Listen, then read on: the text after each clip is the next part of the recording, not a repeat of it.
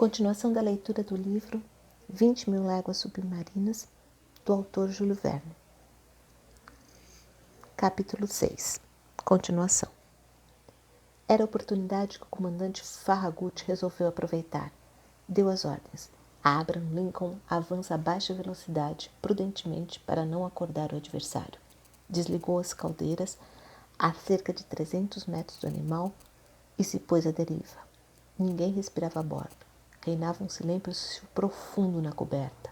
Estávamos a menos de 40 metros do foco ardente, cujo brilho aumentava e nos ofuscava os olhos. Nesse momento, vi Ned Land encostado ao cabo do castelo da proa, segurando o arpão. Menos de 7 metros o separavam do animal. De repente, ele estendeu o braço com toda a força e o arpão foi lançado. Ouvi o choque sonoro da arma, que parecia ter se embatido num corpo duro. O foco elétrico apagou-se subitamente e duas enormes trompas da água abateram-se sobre a coberta da fragata, deslizando como uma torrente, de proa a popa, derrubando os marinheiros e quebrando os mastros. Deu-se um embate terrível. Pego de surpresa, não consegui me segurar e fui lançado para cima da armadura. Caí no mar. Capítulo 7. Embora tivesse sido surpreendido por essa queda inesperada, conservei minha presença de espírito. O mergulho na água não se fez perder o controle das minhas ações. Com 2 vigorosos impulsos, voltei à superfície. O meu primeiro reflexo foi tentar localizar a fragata. As trevas eram profundas. Descortinei uma massa negra que desaparecia para leste e cujos focos de luz se desvaneciam no horizonte. Era a fragata e eu me senti perdido. Com braçadas desesperadas, nadei na direção dela, gritando por socorro. As minhas roupas me atrapalhavam, colando-se ao meu corpo e me impedindo os movimentos. Afogava-me, sufocava. Minha boca se enchia de água. Debatia-me, arrastado para o abismo. Já me desesperava de fazer mais qualquer esforço quando me senti agarrado por uma mão vigorosa que me levou de volta à tona. Se o senhor fizer o favor de se apoiar no meu ombro, nadará muito mais à vontade. Reconheci a voz do meu criado fiel e me agarrei ao braço dele. O choque o lançou ao mar ao mesmo tempo que a mim. Perguntei. De maneira nenhuma. Mas, uma vez que estou ao serviço do senhor, tive de segui-lo. O valente rapaz achava isso natural. E a fragata? Acho que o senhor não pode contar com ela. No momento em que me atirei ao mar, ouvi os homens gritando que a hélice e o leme estavam se quebrando. Partiram-se? Sim. Foi o dente do monstro. Penso que foi a única avaria sofrida pela fragata. Mas, infelizmente para nós, ela não ficou em condições de se governar. Então estamos perdidos? Talvez, respondeu-me Conselho tranquilamente. No entanto, ainda temos algumas horas à nossa frente e durante esse tempo muita coisa pode acontecer. O imperturbável sangue frio dele animou-me um pouco. No entanto, com o passar do tempo, a nossa situação foi se tornando insustentável, terrível mesmo. Ainda que o nosso desaparecimento tivesse sido notado imediatamente a bordo da fragata, ela não podia tentar nos socorrer porque estava desgovernada. Portanto, só podíamos contar com os botes. A colisão entre a fragata e o cetáceo tinha ocorrido por volta das 11 horas da noite. Tínhamos, portanto, ainda 8 horas até o nascer do sol. Durante esse tempo, deveríamos nadar, boiar, fazer o possível para nos mantermos vivos. Por volta de 1 hora da manhã, sentia-me extremamente fadigado e com as pernas inteiriçadas devido às violentas câimbras. Conselho foi obrigado a sustentar-me e passou a ser o único responsável pelo nosso salvamento. Mas não demorou muito para que eu notasse o seu cansaço e concluísse que ele não poderia aguentar aquela situação por mais tempo. Deixe-me, falei a ele. Abandonar o senhor? Nunca faria isso, afirmou. Na verdade, espero afogar-me primeiro do que o senhor. Nesse momento, a lua surgia através das franjas de uma grande nuvem que o vento arrastou para leste. A superfície do mar brilhou sob os seus raios e esta luz benfazeja fez-me recuperar as forças. Levantei a cabeça e perscrutei todos os pontos do horizonte. Avistei a fragata, que se encontrava a cerca de 5 milhas de nós e constituía uma massa sombria que mal se notava no horizonte. Mas não vi um só dos seus botes. Conselho, embora não visse nenhuma utilidade naquilo, gritou por socorro algumas vezes. Suspendemos os movimentos e nos pusemos à escuta. Podia ter sido um desses zumbidos originados pelo espírito oprimido, mas a verdade é que me pareceu ouvir um grito respondendo ao apelo do meu criado. Ouviste? Perguntou ele. Sim, ouvi. O conselho lançou mais um grito de socorro. Agora não podíamos ter mais dúvida. Uma voz humana respondia a dele. Naquele instante, bati num corpo duro e me agarrei nele.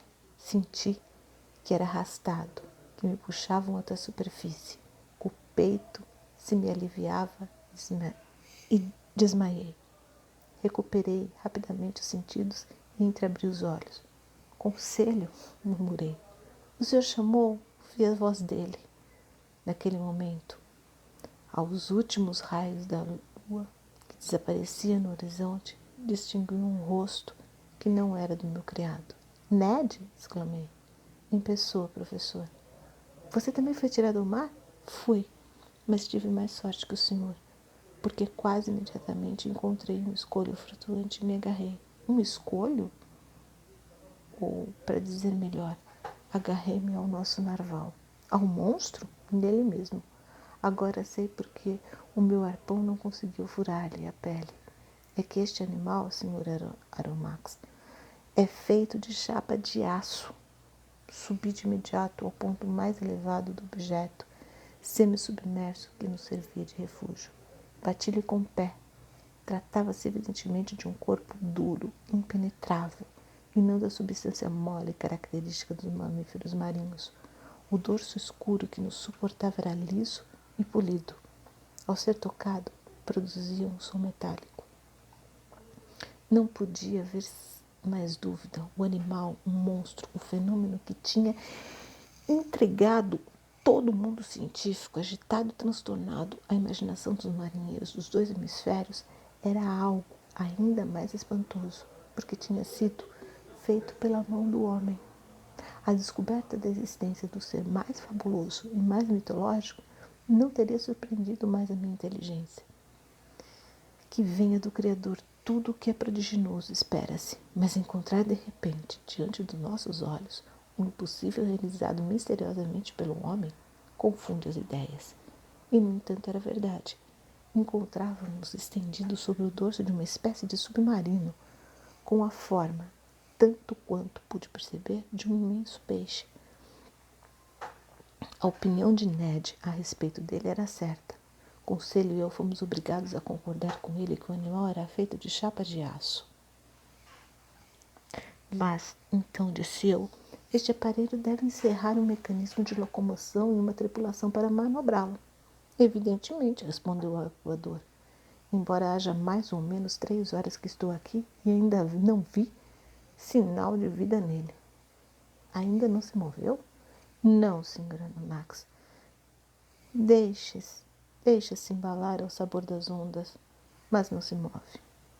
No entanto, sabemos que ele é dotado de grande velocidade. Ora, como é preciso um motor para produzir uma tal velocidade e um maquinista para dirigir? Concluo que estamos salvos. Fez Ned Land com certa reserva. Naquele momento, e como que para dar razão aos seus argumentos, produziu-se um turbilhão na ré do estranho aparelho, cujo propulsor era evidentemente uma hélice, e ele se pôs em movimento. Só tivemos tempo de nos agarrar à parte superior, que submergiu cerca de 80 centímetros. Felizmente, a sua velocidade não era excessiva. Enquanto navegara à superfície, Tudo vai bem, falou Ned Land. Mas se resolver a mergulhar, a minha pele não vale um centavo. Era, pois, urgente que nos comunicássemos com quem quer que estivesse no interior daquela máquina. Procurei uma abertura na superfície, mas as linhas das cavilhas, solidamente achatadas na junção das folhas, eram contínuas e uniformes. Por outro lado, a lua desapareceu naquele momento, deixando-nos na mais completa escuridão.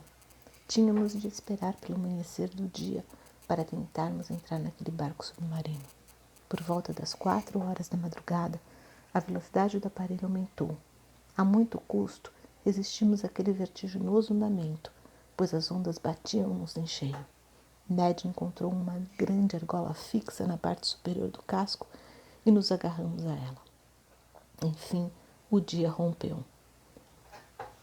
Fomos envolvidos pelas brumas matinais que não tardavam a dissipar-se.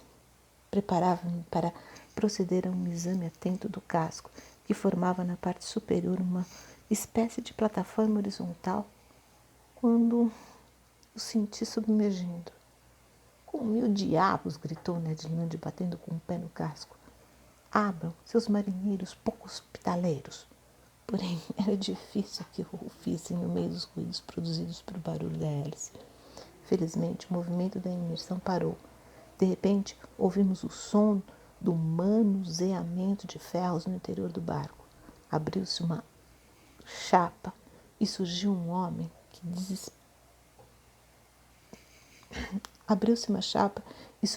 que desapareceu imediatamente, assim que nos viu. Instantes depois, apareceram 8 robustos marinheiros, com os rostos cobertos, que nos levaram para o interior da sua formidável máquina. Capítulo 8. A ação deles a nosso respeito foi brutal e rápida. Nem eu e nem meus companheiros tivemos tempo de ver o que estava se passando.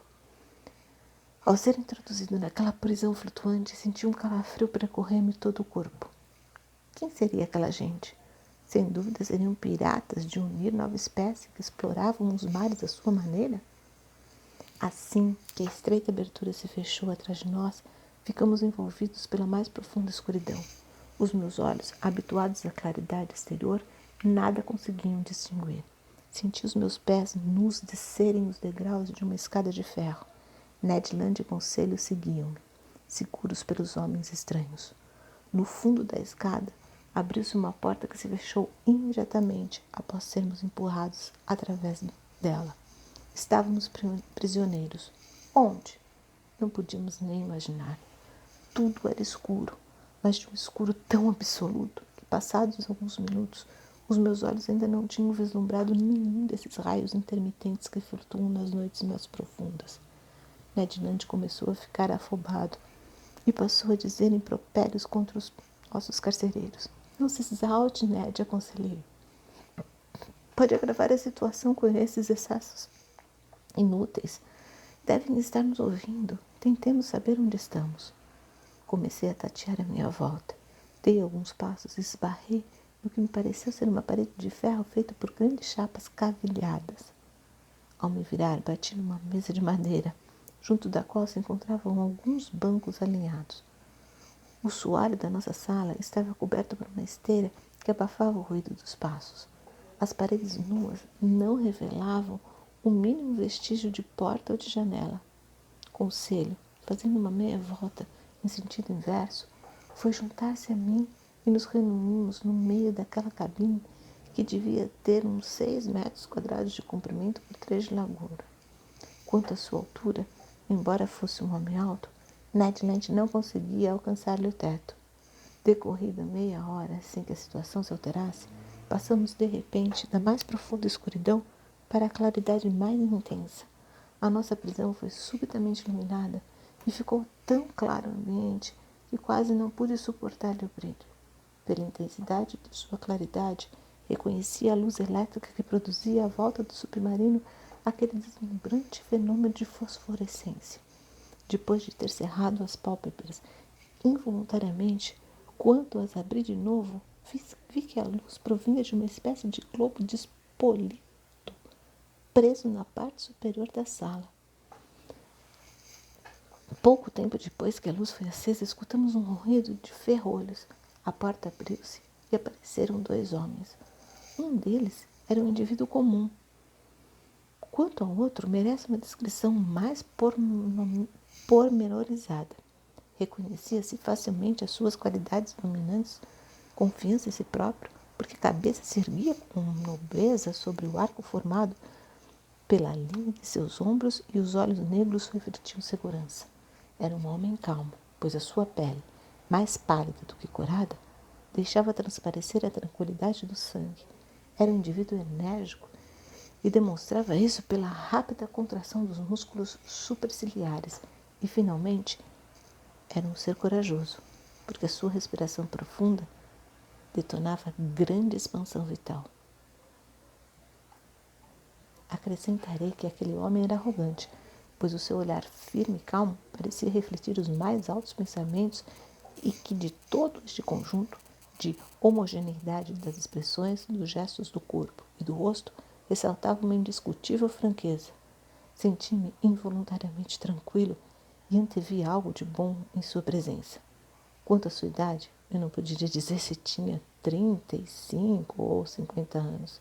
Sua estatura era alta, testa ampla, nariz aquilino, a boca nitidamente desenhada, os dentes magníficos, as mãos finas e alongadas. Sem pronunciar uma palavra, ele nos examinou atentamente. Depois, virando-se para seu companheiro, conversaram uma língua que eu não consegui reconhecer. O outro falou apenas 2 ou 3 palavras e limitou-se mais a concordar com acenos de cabeça sobre o que ouvia. A seguir, aquele que era indubitavelmente o chefe pareceu interrogar-me diretamente com os olhos, sem uma única palavra. Falei-lhe em francês, dizendo-lhe que não entendia a língua em que tinham conversado. Tive a impressão de que ele não me compreendera e a situação tornou-se bastante embaraçosa. Depois Ned Land falou com ele em inglês e Conselho mostrou o seu conhecimento de alemão falando-lhe nessa língua. Por último, numa desesperada tentativa de lhe fazer entender, tentei expressar-me em latim. Em nenhuma dessas línguas conseguimos nos comunicar com os 2 desconhecidos. Quando desistimos de dialogar com eles, por termos esgotado os nossos recursos linguísticos, os 2 homens trocaram algumas palavras na sua incompreensível língua e retiraram-se sem sequer nos dirigir um gesto tranquilizador. Discutimos a nossa situação quando a porta foi novamente aberta e entrou um criado de bordo. Trazia-nos casacos e calças feitos de um tecido cuja natureza desconhecíamos. Apressávamos em vestir aquelas roupas, lembrando-nos de que toda a roupa serve aos nus. Enquanto nos vestíamos, o rapaz tinha posto à mesa para 3 pessoas. Os pratos, cobertos com as respectivas tampas de prata, foram simetricamente colocados sobre a toalha. Tomamos lugar à mesa. Entre as iguarias que nos foram servidas, reconheci diversos peixes requintatamente cozidos, mas quanto aos outros pratos, aliás excelentes, não fiquei sabendo do que se tratava. Todos os utensílios que nos serviram tinham uma letra encimada por uma divisa. Mobilis in mobile N. Móvel em elemento móvel. Esta divisa aplicava-se com justeza àquele barco submarino. A letra N seria certamente a inicial do nome da enigmática personagem que comandava o navio.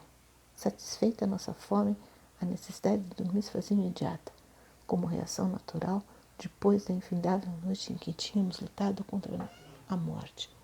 Pouco depois, os 3 dormíamos profundamente. Capítulo 9.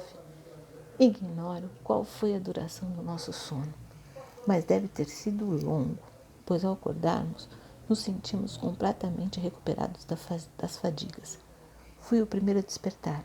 Assim que me levantei daquele leito, um pouco duro, senti o cérebro desanuviado, o espírito livre e tentei reavaliar a nossa situação enquanto fazia um exame da cela. Um monstro de aço acabava de emergir para respirar como as baleias.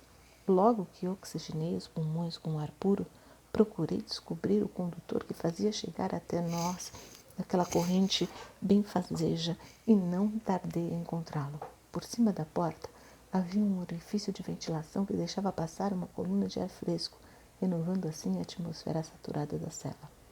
Estava eu nessas cogitações quando Ned e Conselho acordaram, quase ao mesmo tempo, sob o efeito daquele ar revigorante. O senhor dormiu bem? Perguntou-me Conselho. Muito bem, meu rapaz, respondi. E você, mestre Land? Indaguei o canadense. Dormi profundamente, professor. Aconteceu o mesmo comigo, disse Conselho. A seguir me perguntou. O que acha da nossa situação, professor? Penso que o acaso nos revelou um importante segredo. Ora, se a tripulação deste navio submarino tem interesse em mantê-lo ignoto, e se esse interesse for para eles mais importante do que 3 vidas humanas, acho que a nossa existência está comprometida. Em caso contrário, na primeira ocasião, o monstro que nos engoliu há de devolver-nos ao mundo habitado por nossos semelhantes, a menos que nos incluam na tripulação e nos mantenham aqui, sugeriu meu criado. E aqui ficaremos até o dia em que uma fragata mais rápida ou mais hábil do que Abraham Lincoln apodere-se desse ninho de piratas, fazendo-os respirar pela última vez nas vergas dos mastros. Bem pensado, mestre Land, repliquei, mas, que eu saiba, ainda não nos foi feita nenhuma proposta e, portanto, é inútil discutir o que devemos fazer. Vamos aguardar e reagir diante de circunstâncias concretas. De qualquer maneira, não creio que tenhamos condições de exigir muita coisa. Os sinais de inconformismo eram fáceis de se perceber no canadense. Isso nos deixava bastante preocupado. Eu mesmo estava incomodado com o nosso abandono naquela cela e nem podia calcular quanto tempo poderíamos ficar detidos nela. As esperanças que eu tinha alimentado depois que o comandante do submarino estivera conosco desvaneciam-se pouco a pouco. A doçura do olhar daquele homem, a expressão generosa do seu rosto, a nobreza do seu porte, tudo isso desaparecia da minha lembrança e eu via aquela personagem enigmática como ela devia ser, necessariamente impiedosa e cruel. Sentia-o desumano, incapaz de qualquer sentimento de piedade, inimigo implacável dos seus semelhantes, aos quais devia consagrar eterno ódio. Naquele momento, ouvimos um ruído no exterior e escutamos passos que se aproximavam no chão metálico. Os ferrolhos foram corridos. A porta foi aberta e o mesmo empregado que nos servira a comida entrou. Antes que eu tivesse tempo de impedir, o canadense precipitou-se sobre ele, derrubou-o e começou a estrangulá-lo. Como se ele tentava retirar a vítima, já meio inanimada, das mãos do arpoador. E eu ia juntar meus esforços ao dele quando subitamente fui surpreendido ao ouvir uma advertência falada em excelente francês. Acalme-se, mestre Land. E o senhor professor quer escutar-me. Capítulo 10. Era o comandante do submarino quem falava. Ao ouvir aquelas palavras, Ned Land levantou-se de repente, libertando a sua vítima.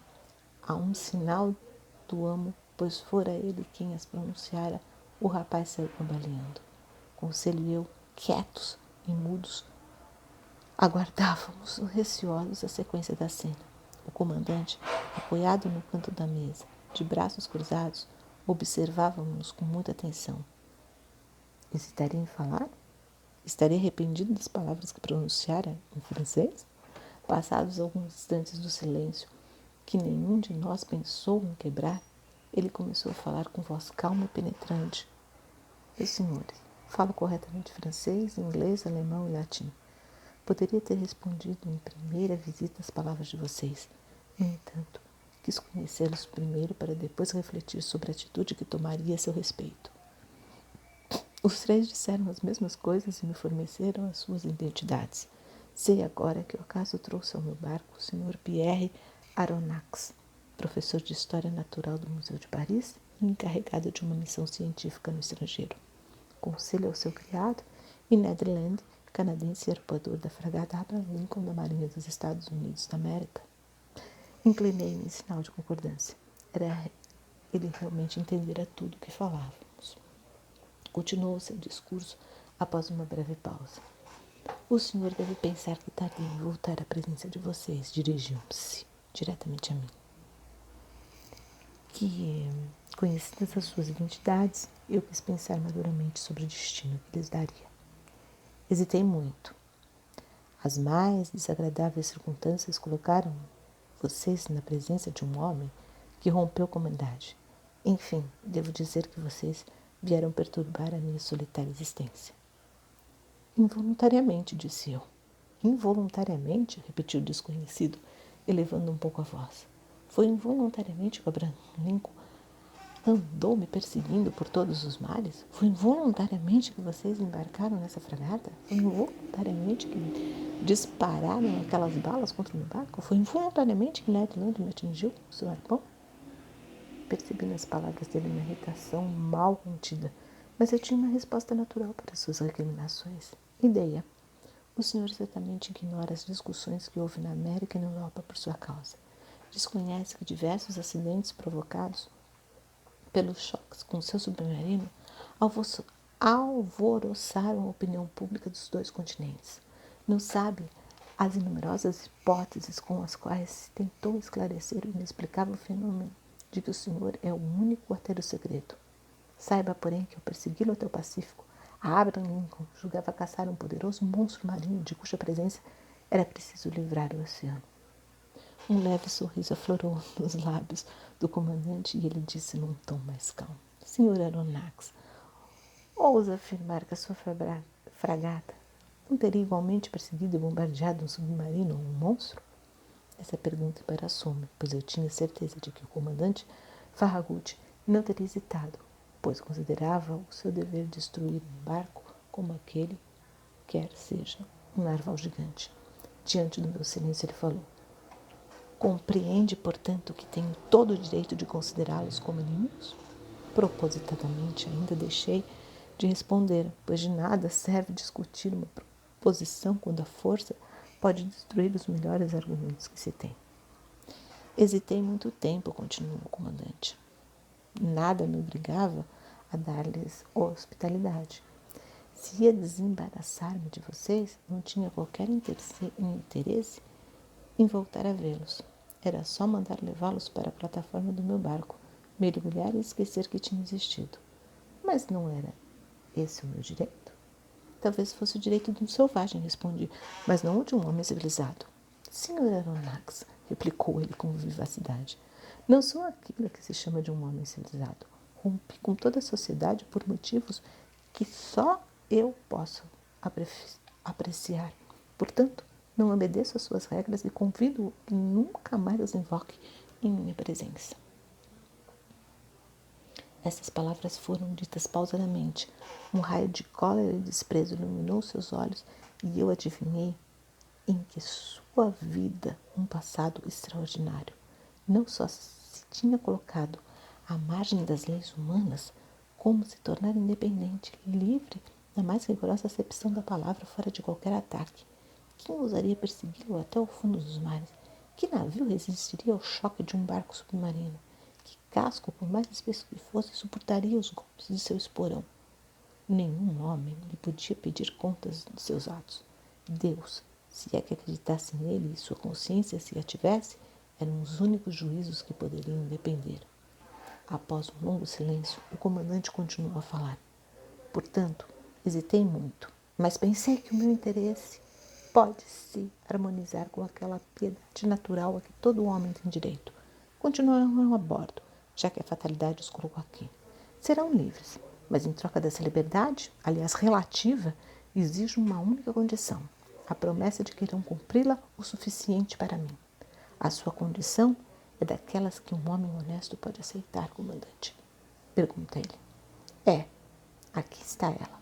É possível que alguns acontecimentos imprevistos me obriguem a fechá-los em seus camarotes durante algumas horas ou dias, segundo os casos.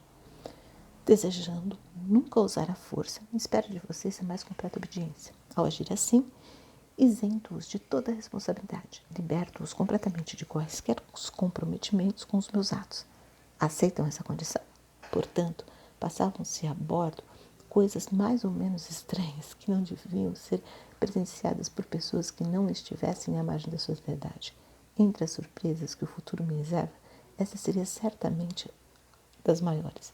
Aceitamos, respondi, pois posso lhe fazer uma única pergunta. Pode falar. O que devemos entender quando disse que gozaríamos de liberdade a bordo? Liberdade de ir e vir, de observar, de ver tudo o que se passa, exceto em algumas raras ocasiões.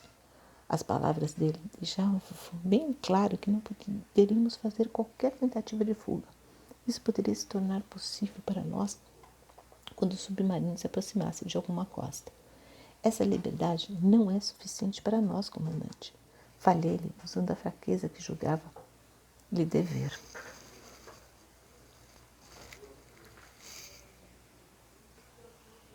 No entanto, tem de chegar, respondeu-me. Como? Então devemos renunciar para sempre a rever a nossa pátria, os amigos, os parentes? Sim, professor, mas renunciar a retomar o jugo insuportável da terra que os homens têm como liberdade talvez não seja tão penoso como julga. Não pode ser, manifestou-se Nelly. Não posso dar a minha palavra que não tentarei fugir. Não lhe peço a sua palavra, Sr. Nelland, falou o comandante friamente. O senhor abusa da sua situação em relação à nossa, disse eu, um pouco exaltado. Isso é crueldade. Não, senhor, é clemência. São os meus prisioneiros de guerra. Conservo-lhes as vidas quando podia mergulhá-los nas profundezas do oceano. Os senhores atacaram-me. Vieram desvendar um segredo que nenhum homem no mundo devia conhecer. O segredo de toda a minha existência. Julgam que vou deixá-lo regressar a esta terra que nunca deverá me conhecer? Nunca? Se os mantenho aqui, não é por vocês, é por mim. Essas palavras revelaram da parte do comandante uma decisão contra a qual nenhum argumento seria eficaz. Então, senhor comandante, dai-nos pura e simplesmente a escolha entre a vida de cativo ou a morte? Exatamente. Meus amigos, virei-me para os meus companheiros. Há uma afirmação, assim não posso contra-argumentar. Mas nenhuma palavra nos obriga perante o comandante. Nenhuma, confirmou ele. Depois, com uma voz mais suave, falou. Agora, permitam-me concluir aquilo que queria dizer. Já o conheço, professor Aronnax. O senhor, mais do que seus companheiros, não terá muito que se queixar do acaso que o liga ao meu destino. Encontrará entre os livros que uso para os meus estudos favoritos a obra que publicou sobre os grandes fundos marinhos. Já li muitas vezes. Levou a sua obra tão longe quanto a ciência terrestre lhe permitiu. Mas não sabe tudo, não viu tudo. Deixe-me, portanto, dizer-lhe, professor, que não lamentará o tempo que passará a bordo do meu navio.